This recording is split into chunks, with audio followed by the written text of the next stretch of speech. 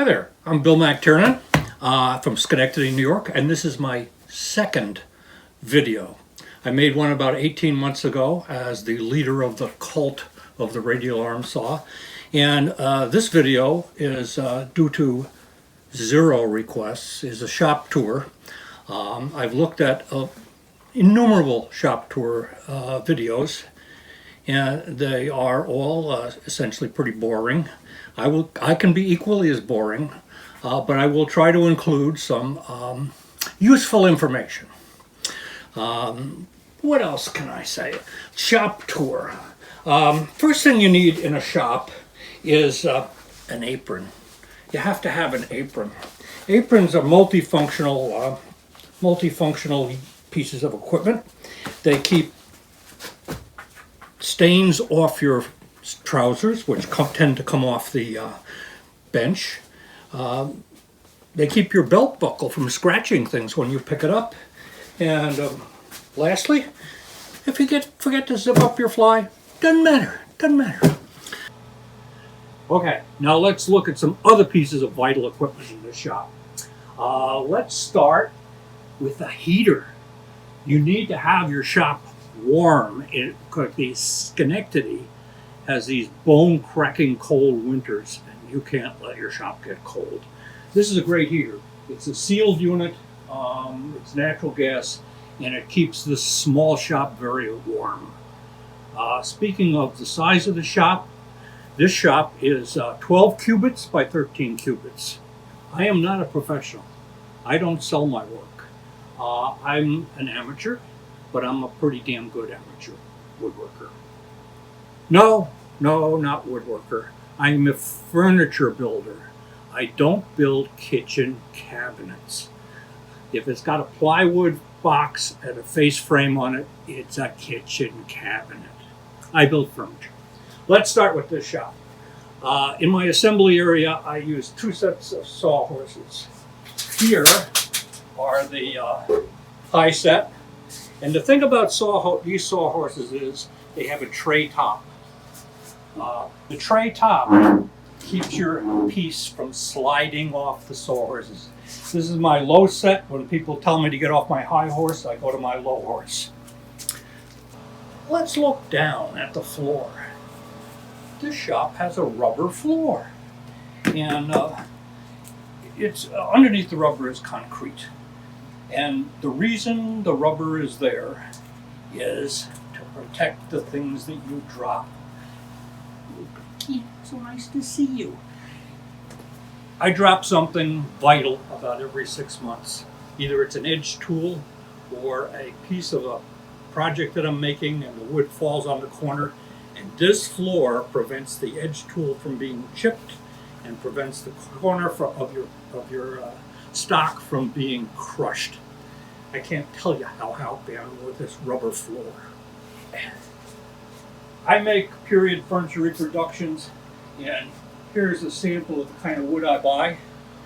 This is 12-quarter pattern grade mahogany. I'll show you a smaller piece. You can't make cabriole legs for anything without a piece of wood, without working with wood this thick, this size. Mahogany's wonderful wood. It's going out of availability because it's an endangered species. This is about a 40-year-old Taiwanese bandsaw. It has lots of faults, but it still works beautifully. The faults that it had are the castings are very rough. The bearings have seized up on it, and I had to replace the steel blade guides with lignum vitae guides. But it does work well. It resaws 6-inch wood, and it rips anything you want to rip on it. I use a 1/4-inch, 4-tooth per inch hook tooth blade, which works beautifully. I'd like to have a new one, but this one works fine for my purposes, so I keep it and use it. This is a tool which I don't believe is available on the market anymore. It's a Hitachi joiner planer combination. Works beautifully, works so well that when a motor burned out, I had the whole motor rebuilt. It's a 5-foot joiner, 6 inches wide, and a 12-inch planer. You need a joiner planer if you're going to build furniture. If you buy a combination tool, it saves you space. While we're looking over here, notice in back of it is the drawing for the piece that I'm working on. It's a full-size drawing. I always do that first. It helps you determine whether the proportions are right and how the project is going to look. All I need is a full frontal version. Yeah, full frontal. That's what we all need. Oh, look, it's on wheels. You can move it. Isn't that amazing? Even though it weighs almost 350 pounds. Okay, moving on. This is the chip collection and dust spreader system that I use for my shop. My view is that every woodworker should always exit his or her shop coughing. It is an effective chip collector. The most vital piece of equipment in your shop is a lawn chair. When you get old and tired, you need a chair to sit down in. You need to sit down and soak in the ambiance of power tools. Wow, surrounded at eye level by all the power tools that you own. What could be more wonderful? Moving on, here is it's a Harbor Freight router table with a built-in router. You don't bring your own router to this. It's heavy duty. It's a great surface. It came with an incredibly complicated fence, which I promptly threw away and used this wooden fence, which is my resaw fence also for my bandsaw. It's a great tool. The trouble with it is it turns around 12,000 RPM, so you have to go very slowly. But if you have a big router bit in there, the kind you don't want to use in a handheld router, this is the tool. I've seen it in videos in other professional shops. It's in the background somewhere, but they're using this also. It is a tool that was made about 1960. It is an arm saw. It's an arm saw because it doesn't radial. It doesn't go back and forth. It just comes straight out. It's an Inca brand. It's made in Austria, and it is deadly accurate at a 90-degree angle. It has this arm which isn't quite square. It's almost star-shaped. And when you pull it out, you can feel that the rollers resist your effort to pull it or push it. But the resistance is absolutely uniform. It's just perfect. I use this for cutting draw ends, things that you might use a shooting board for. Use this, you don't need a shooting board. These are not on the market either.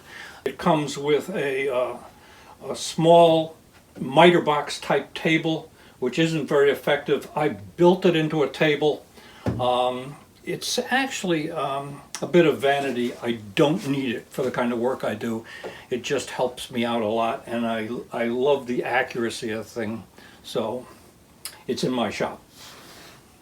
Underneath here is a rigid oscillating belt sander. I've seen these in lots of other shops. They are a wonderful tool. They are great for making flat surfaces on cabriole legs.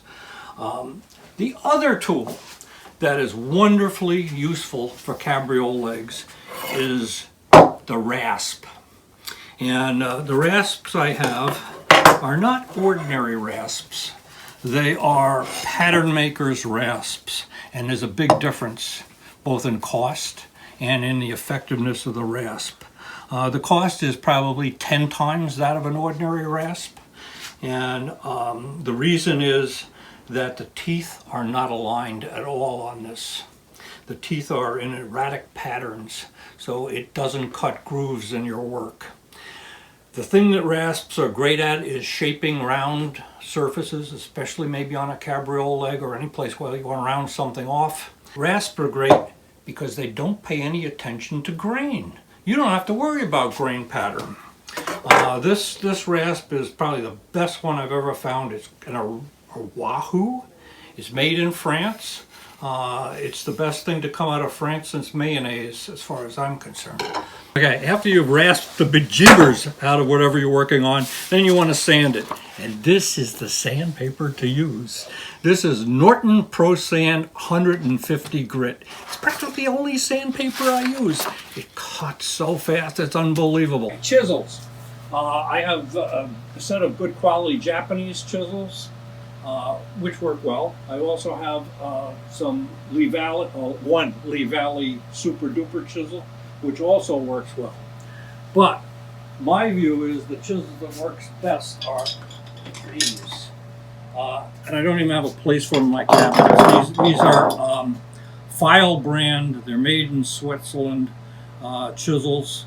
They sharpen up incredibly sharp. I think their angle is slightly lower than other chisels, and they're made by File, which is the primo maker of carving gouges.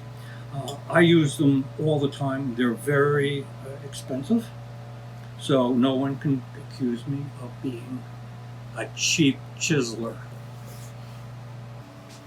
You'll note all my tools are monogrammed with WSM, which of course stands for World's Strongest Man. The last thing I want to show you is this DeWalt Jigsaw Fret Saw, whatever you want to call it. I've used it for fretwork, which I will show you later. But what I use this for is cutting dovetails. Drawer sides don't need to be thick. If they're 3/8 of an inch thick, that's probably the thickest I'll ever make them. These are 5/16. I cut all the tails on this saw. If they're through dovetails, I cut all the pins on this saw. Of course, if they're not through dovetails, then you have to chop out the pins. When you make a drawer, the best way to mark the drawer on the top is to use the sections of a triangle. I don't know, I've marked this with a magic marker, but in pencil. Then you can sand it off. But you'll never get the parts mixed up. You'll never get them in a place that they shouldn't go if you use this marking system. Okay, dovetails. There are the pins. There are the tails.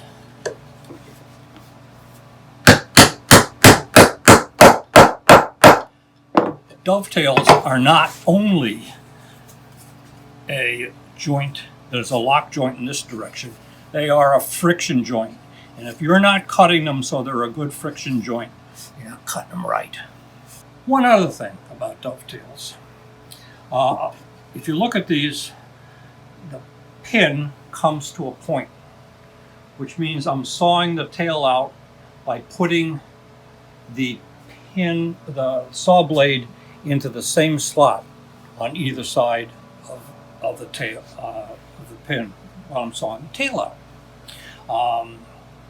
You would think that that's just vanity, but it's not. It allows you to mark out the pins far more easily than would otherwise be thought.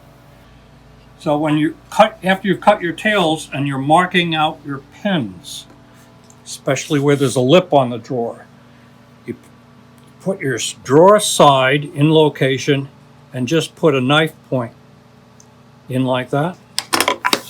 Then you can take this gauge, put it in the knife point, get it on a 90-degree angle, and mark both of those lines. It means you don't have to measure anything, and you can easily mark your pins from your tails even when there's a lip on there and your tails are a little tiny and narrow. Well, so much for touring the shop. But now, just wait. If you act now as a special added bonus, we will go to my humble abode in beautiful downtown Schenectady and review some of the furniture that has been made in this shop, in this space. Meet you there. I came across as the pompous asshole that I really am. Mission accomplished.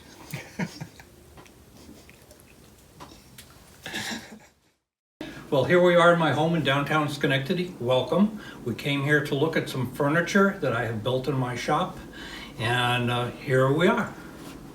This is an oval drop leaf table copied from a John Townsend original. The wood is mahogany. This is a roundabout chair in the Newport style.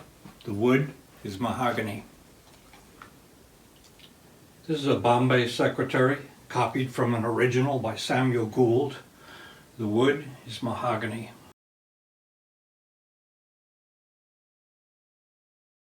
Okay, here's the inside of the secretary that we looked at earlier. The inside of the case, of the bookcase, was copied from an original at the Metropolitan Museum of Art. This is a set of wing chairs with curly maple legs and stretchers. The internal wood is oak and poplar. This is a 5-legged New York card table. The wood is mahogany. Country washstand in cherry. This is a tall clock case. The wood is butternut. It's a china table copied from an original by John Townsend. The wood is mahogany. This is a set of armchairs. The wood is mahogany with oak and poplar frames. Between the two armchairs is a tilt-top tea table, also in mahogany. A Philadelphia lowboy, copied from an original by Thomas A. Fleck. The wood is walnut. This is a block front chest of drawers, again in the Newport style. The wood is mahogany. Shell knee-hole dresser in the Newport style. The wood is mahogany. Chinese coffer table. The wood is mahogany. It's a high chest of drawers in the Newport style. The wood is mahogany. Chippendale side tables. Actually, they're George III style. They're in mahogany. This is a serpentine front Bombay chest of drawers copied from an original at the Metropolitan Museum of Art. That's it from Schenectady, New York. And remember, if you're ever visiting New York State, be sure to see Schenectady. It's a paradise.